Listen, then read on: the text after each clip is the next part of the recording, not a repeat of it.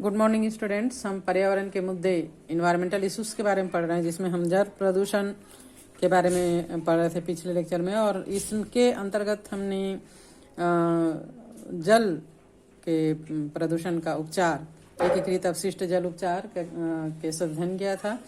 इसके अंतर्गत आज हम पढ़ते हैं जल प्रदूषण का नियंत्रण किस प्रकार किया जा सकता है। कुछ पॉइंट्स हैं, बाकी तो हमने पढ़ लिया था।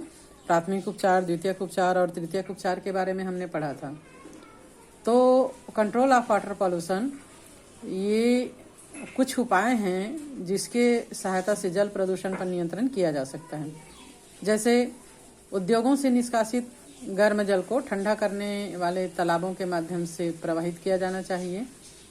मतलब पहले गर्म जल को ठंडे तालाब में इकट्ठा करके फिर वहां से उसको प्रवाहित किया जाना चाहिए। डायरेक्ट नदी में इसको प्रवाहित नहीं किया जाना चाहिए। प्रदूषण पैदा करने वाले उद्योगों को शहर से काफ़ी दूर स्थापित किया जाना चाहिए और साथ ही साथ अपशिष्टों को आबादी से बहुत दूर उपचार के बाद गिराना चाहिए। औद्योगिक बहिस्राव में मौजूद अम्ल और क्षार का जो निष्प्रभावन होता है, विषैले यौगिकों को पृथक करना, कोलाइडी अशुद्धता का थक्का जमाना, धात्विक यौगिकों का अवक्षेपण करना, इन सब क्रियाओं का अनुपालन करने से बहुत हद तक जल प्रदूषण को नियंत्रित किया जा सकता है।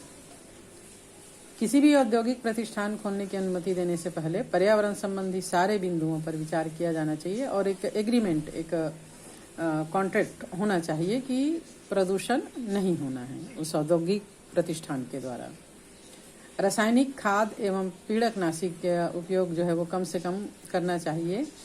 इसके स्थान पर निम्नीकरण पदार्थों का उपयोग करना चाहिए। आजकल जैविक खाद और जैविक पीड़कनाशी जो है, इसका प्रोडक्शन होता है, या इन उपायों को जानकर इन्हीं उपायों का पालन करना चाहिए। इससे न तो फसलों को नुकसान होता है, न ही मानव या अन्य जीवों को नुकसान होता है।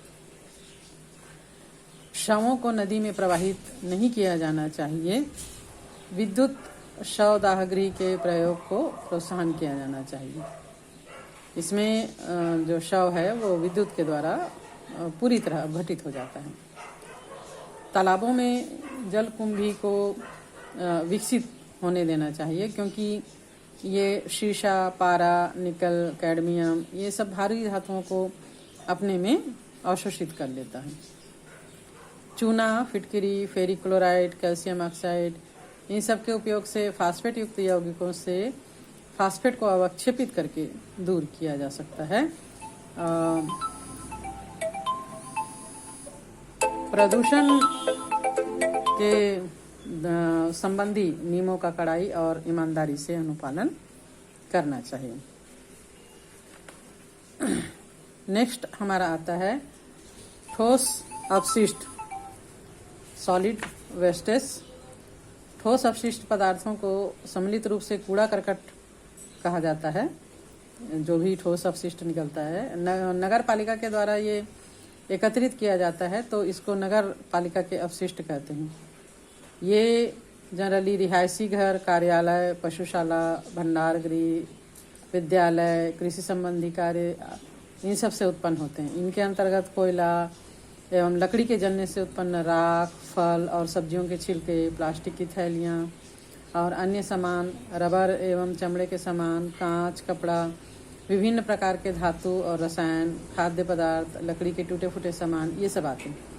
कूड़ा करकट के किसी स्थान पर एकत्रित होने से वातावरण में गंदगी फैलती है, जिससे वहाँ मक्खी, मच्छर, चूहे ये सब पनपते हैं। इसके पनपने से मलेरिया, फाइलेरिया, डेंगू जैसे रोग फैल जाते हैं।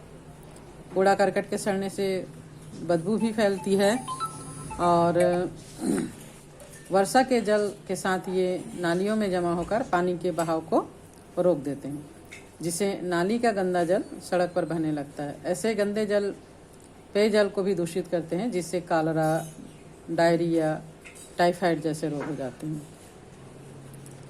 मानव की विभिन्न गतिविधियों से निष्कासित होने वाला जो ठोस अपशिष्ट है, उसको 3 वर्गों में बांटा जा सकता है: जैव निम्नीकरणीय अपशिष्ट, जैव अनिम्नीकरण अपशिष्ट और पुनश्चक्रणीय अपशिष्ट।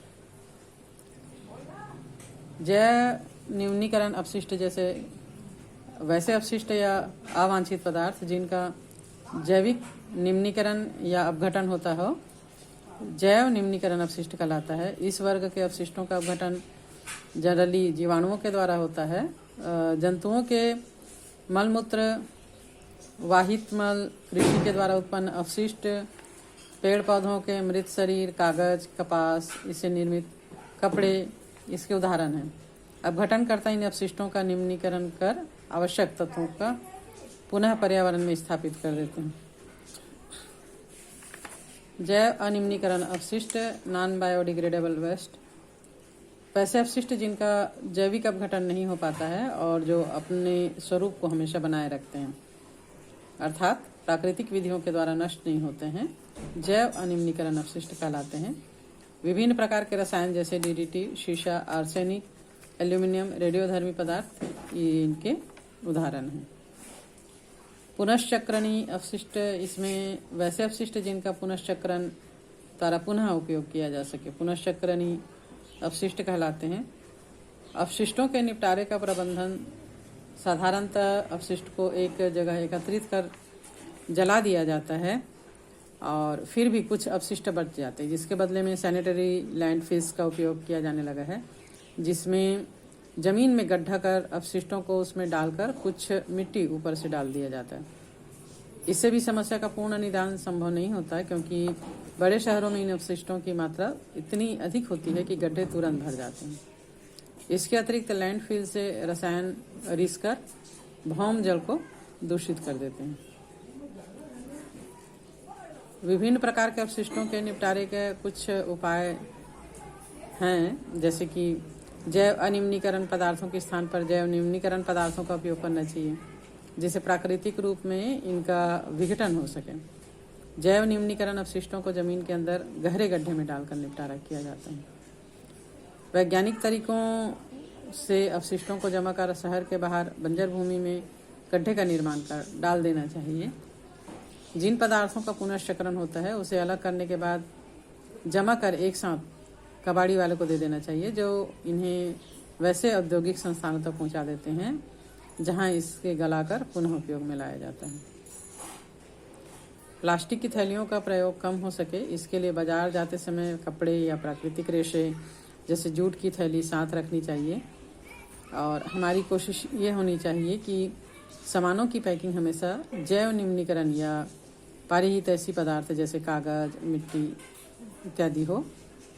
अपनी ओर से हमें इनकी पहल करनी चाहिए, जबकि इसके विपरीत विभिन्न खाद्य सामग्रियों, फलों, सब्जियों, जल, दूध ये धड़ल्ले से प्लास्टिक पैक में बेची जाती है।